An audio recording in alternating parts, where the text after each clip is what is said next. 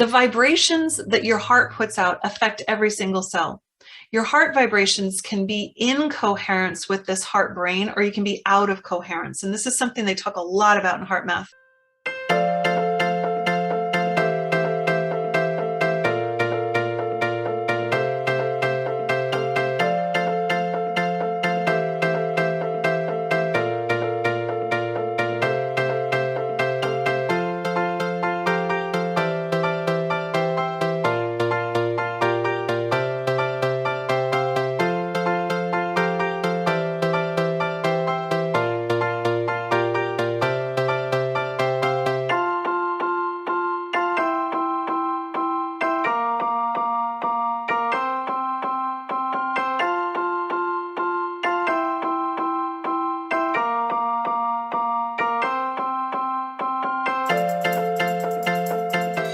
Hi, welcome.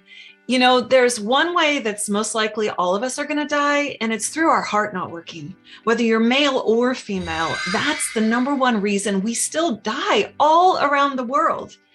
And there's so much that we can do to make it so that we're less likely to die from our heart failing. I think that we look at our heart in too simplistic of a way. And we also tend to not pay attention to what it is that we can do with our heart right now.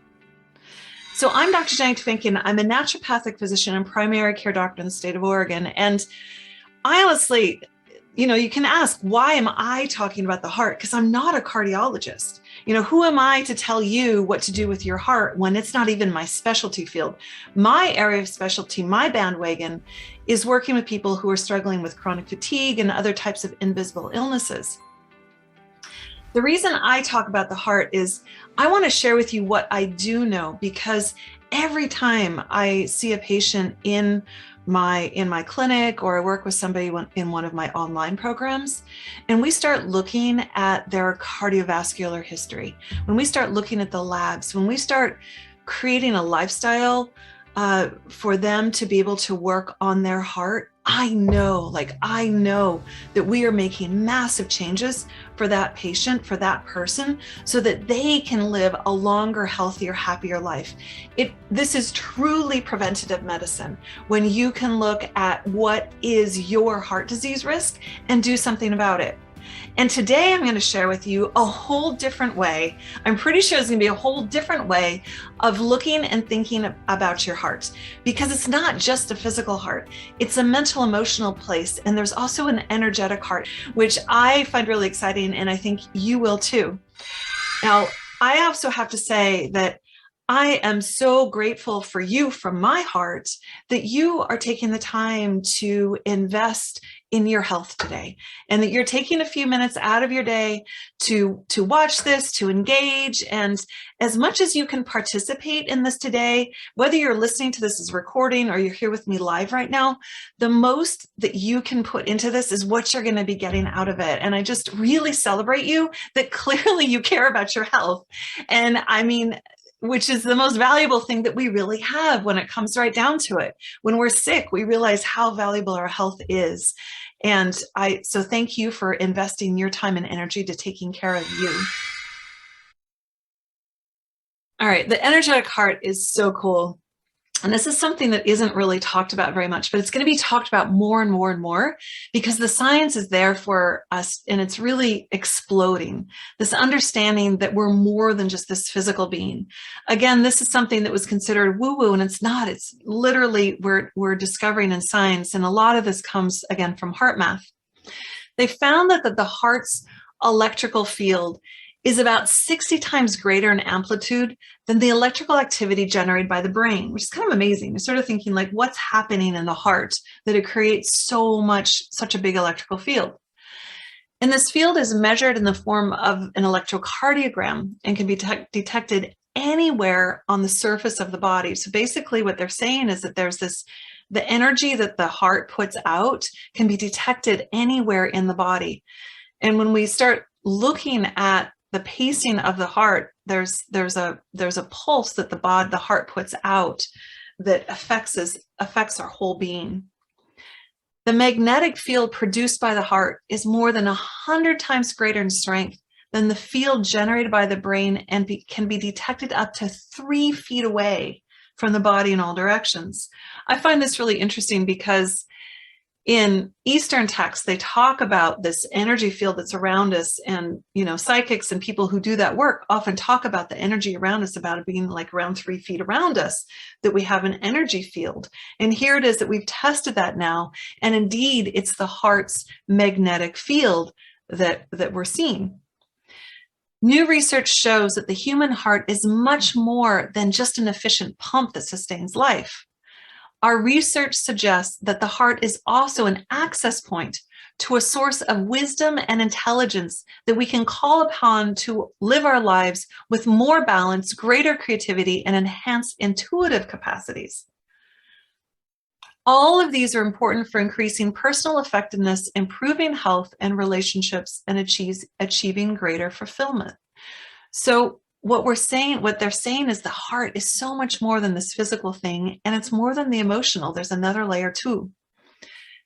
Emotional information is actually coded and modulated into these fields, into the aura around you. They're saying that there's a 6-foot aura around us, energetic aura, and we can measure the pulse 3 feet out. And by learning to shift our emotions, we are changing the information coded into the magnetic fields that are radiated by the heart and that can impact those around us. We are fundamentally and deeply connected with each other and the planet itself. So I love this because when we start tying all the different pieces together, what this is saying is that we now have an understanding of why it is that when we walk into a room, we can be affected by somebody else's energy before they say a word. We're reading their facial expressions, we're hearing the tone, we're doing all that stuff, but we're also picking up their energetic field, and it's going into our energy field. And like many things in energy, there can be more dominant energies and more subtle energies, and the dominant energy is going to dominate. And so if we're somebody that tends to be impacted by others, that may mean that we're taking on their stuff. But the opposite is true too. We can learn how to be a heart leader. We can learn how to shift our energy fields and optimize them and protect them and have them be what we want them to be, so that we can be the heart leader, the energy leader in a room. And this is how it works in the social context, but what's it doing to your physiology? Literally, the vibrations that your heart puts out affect every single cell. Your heart vibrations can be in coherence with this heart brain, or you can be out of coherence. And this is something they talk a lot about in heart math, this idea of coherence. And they talk about coherence in the body, and then they talk about coherence in community and in the world. And they have a belief, a philosophy, that the more in coherence we are in our physical being, the more in coherence we are with our heart and our brain, the more we're able to be present for who we are, which personally, it matches my philosophy. And then, but as a species, as a community out in the planet, the more incoherent we are, the better we can make the world be. So, but when we bring it back down to the science level, the vibrations, when your body is in coherence, it has a different vibration, a pulse that's put out by the heart that's felt by every single cell. Your cell membranes respond to this vibration, and they respond by feeling like everything's okay or everything's not okay, and that functions how that cell functions.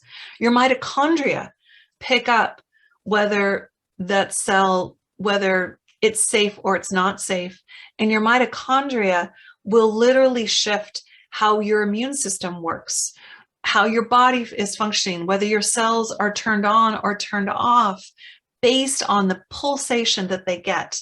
All to say that the heart math, what we're learning in heart math, resonates with so much more research that we're seeing about how this whole organism works as an interconnected, in this very interconnected, multi-level way.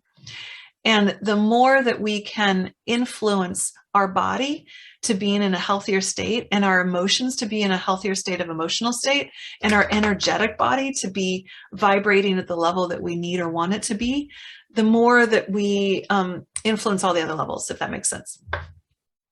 And there actually is a movement of people who are working to boost their heart coherence in the actual world.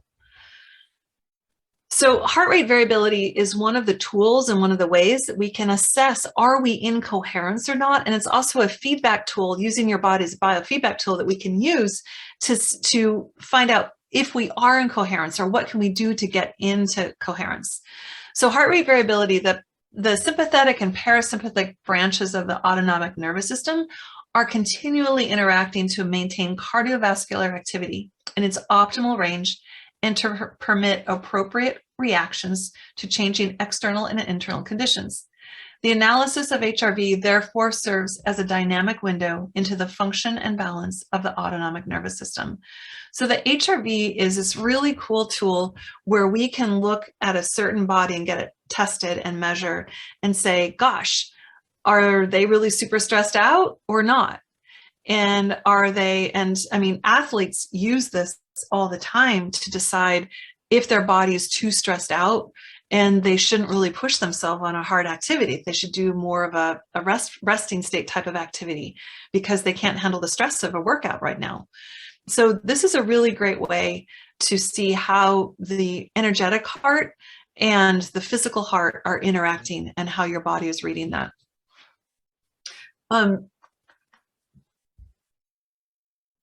So this is a picture of a heartbeat, drawn out. And you can see how the heartbeat, we think about when we just take our pulse, we think about it as like, oh, okay, it's, 80 beats per minute or 74 or 100 beats per minute, whatever it is. We don't really realize that there are these small variances between each one of the heartbeats. This, how much of a variance it is, that's your heart rate variability. Now, in actuality, you actually want to be able to have quite a bit of heart rate variability. It's actually a problem if you don't have enough. And so that's something that, just something to keep in mind. Thoughts and even subtle emotions influence the activity in the autonomic nervous system. And the autonomic nervous interacts with our digestive, cardiovascular, immune, hormonal, and many other bodily systems. Negative emotions, feelings create disorder in the brain's regulatory systems and the autonomic nervous system.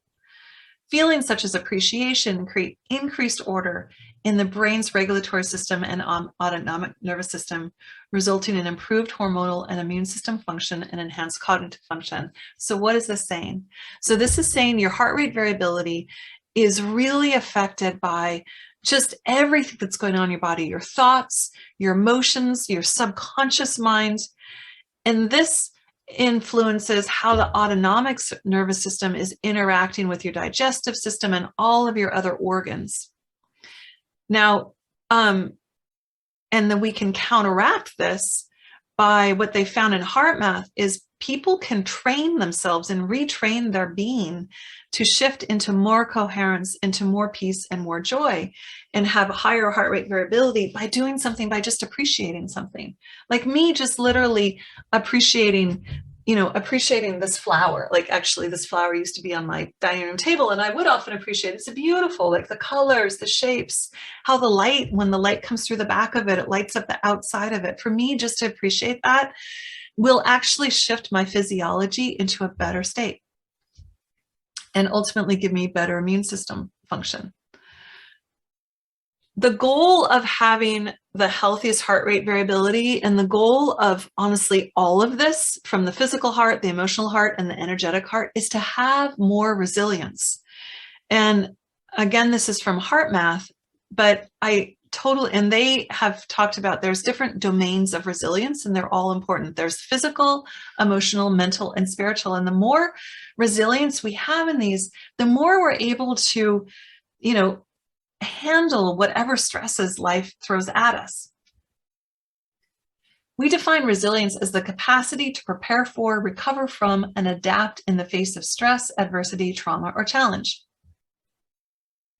In the study of high school students who practiced self-regulation techniques for over a 4-month period, their resting heart rate variability was significantly increased, and the pattern of HRV was significantly more coherent.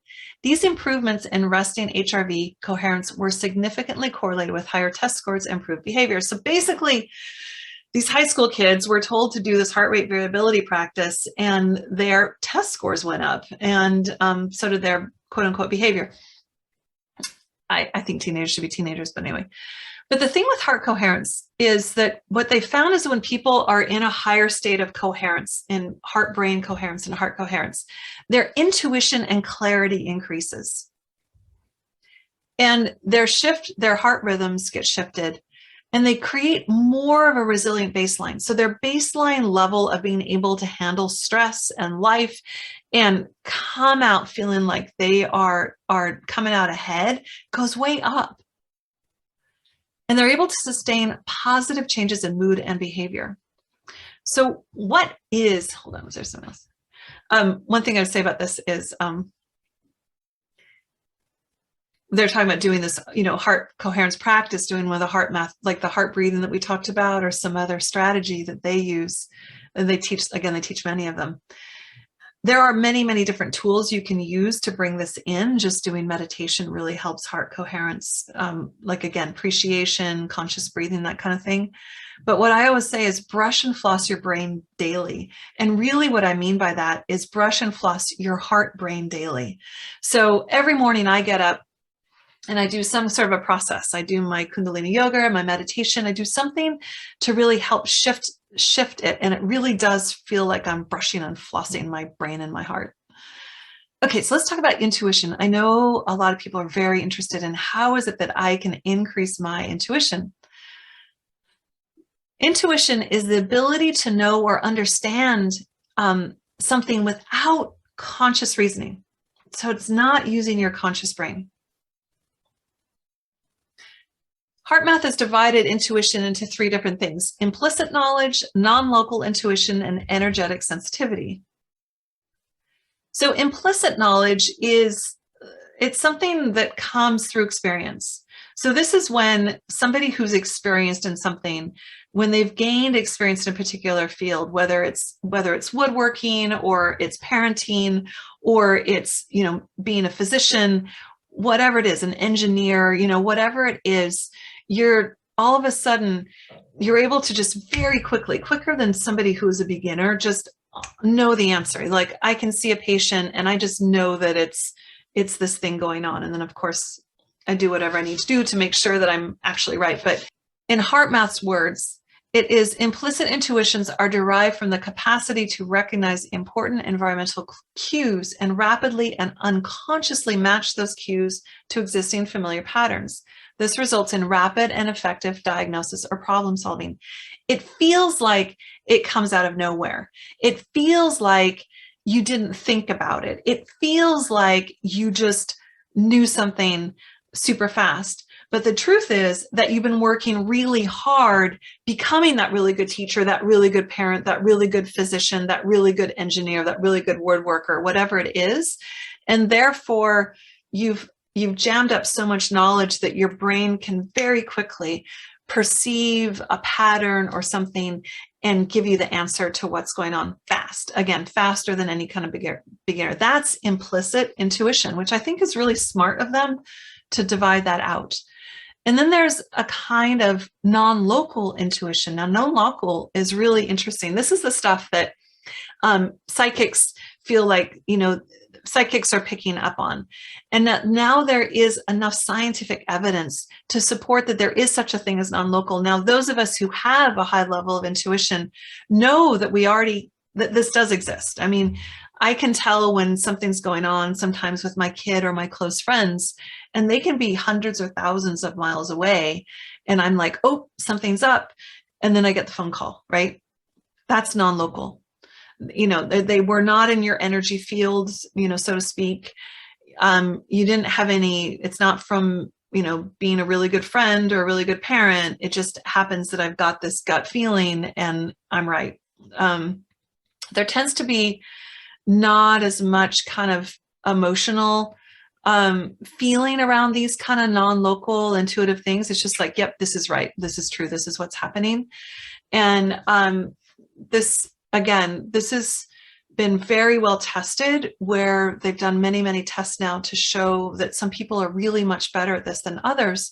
But they've also found that we can all get better at this by being in more coherence. The more heart-brain coherence that we have, the more that we are open and aware and able to perceive this non-local information that's honestly there for us all the time. And then there's a third kind called energetic sensitivity. Now, these are the people that tend to be more sensitive and pick up information from those around them. I had an interesting experience with this. This is going to sound really weird. When I was very, very ill decades ago, and like in bed for months and very, very sick. And I was part of my healing process, when I was well enough to actually sit in a chair, I started to meditate for the first time in my life. And I would meditate for hours. I didn't have the energy to do much else, and I would just sit and I would meditate for a really long time. And then I found myself going to a yoga class where I was able to actually begin to pick up so much information from the people around me, because I was in such a sensitive state, because I had spent so many hours meditating. I'd really allowed myself to go into a place where I really honed my energetic sensitivity. Now, that went away as my busyness and my world came back to me. But that's something that is an example of picking up what it is that we can feel and hear from others when we quiet down ourselves enough. Some people are way more energetic sensitive than others and can't even handle to be in a space with a lot of people because they have too much information coming into them. Again, this is different than the non-local, because it's really about who's in your immediate environment. And who are you picking up? Their little energetic bubble is meeting with your energetic bubble, and you're picking something up there. How to boost intuition. I know some of you were asking me this. How can I boost my intuition?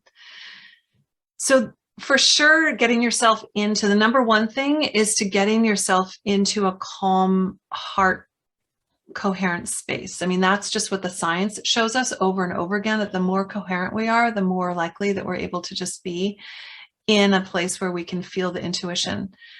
But the other thing that's really important to boost your intuition is to actually begin to paying attention to the signals, right? And to noticing what's there, and to getting to a place where we're willing to listen, and we're willing to hear it, and we're willing to believe it.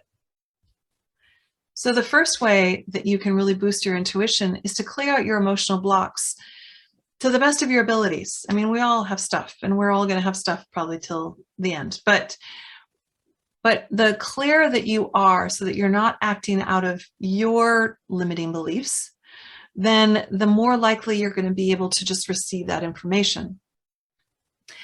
If you are in a place where a lot of your negative tapes are flying, and you're really in a place where your chatter is negative, or it's pessimistic, or it's blocking you in some way, then changing that channel, like literally changing the channel to something else, really makes a difference. And this again is what they're finding in heart math too, where we can consciously shift how we're feeling by just different actions that we take. Literally doing something else can literally allow new information to come in. So if you're really trying to solve, this is really great for the implicit intuition.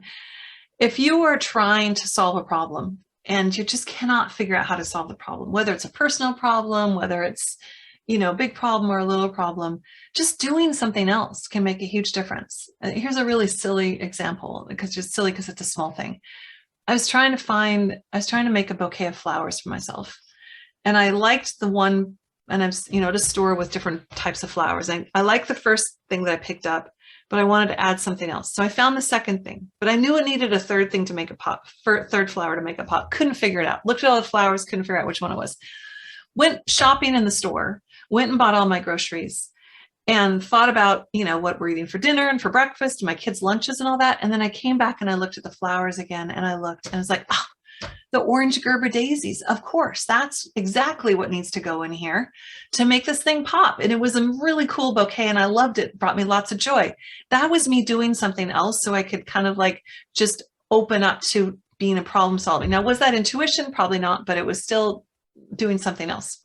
Just being like I was when I was meditating really allows you to boost your intuition. Increasing the heart coherence is huge. And then being willing to listen. And most importantly, take action on what you hear.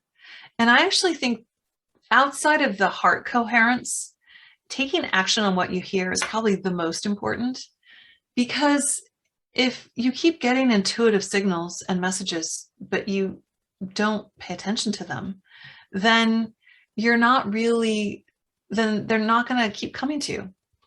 I remember I had a sense of like, I was meeting a friend and I was like, I need to take the avocado. And I was like, why do I need to take the avocado to go meet my friend? This is ridiculous.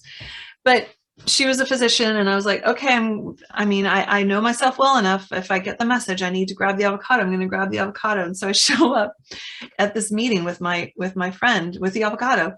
And she's like, oh my God, thank goodness you brought an avocado. I've been craving avocados all day. And she was pregnant and she was craving an avocado. And I'm like, this is awesome.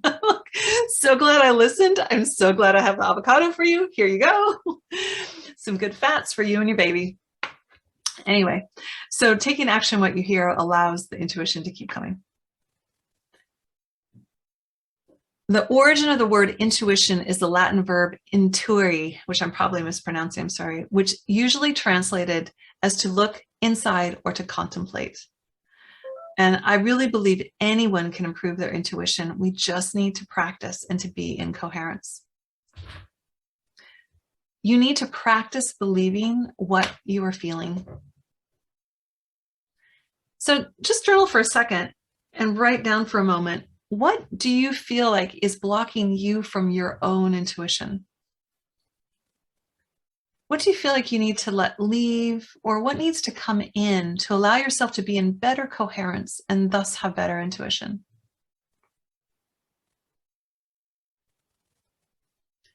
You know, truly, as we learn to slow down our minds and attune to deeper heart feelings, a natural intuitive connection can really occur. Science of the Heart concludes with the perspective that being responsible for and increasing our personal coherence not only improves personal health and happiness, but also feeds into influences a global field of environment. It is postulated that as increasing numbers of people and coherent energy to the global field, it helps strengthen and stabilize mutually beneficial feedback loops between human beings and Earth's magnetic fields. So this is really a lot of words to say that we do have this energetic heart and body. We have our physical heart, we have our emotional heart, we have the energetic heart, and they all interact with each other. And we all own this power of this magnetism of our heart. And it does have a field that goes outside and around us. And this is something that we can consciously learn to work with to get it to be functioning at the highest vibrational level that is good for us to be at. And as we do this, as you can imagine, there'll be a domino effect that the more of us that choose to be heart leaders in the world, that this has an impact of all of those that we come across. And we start beginning to think about the domino effect of the world. So I honestly am totally in line with HeartMath's mission. And I think it's amazing and beautiful that we now have the scientific proof of this really cool energetic flow that's in our being. And we can really live heart conscious and change the world, literally.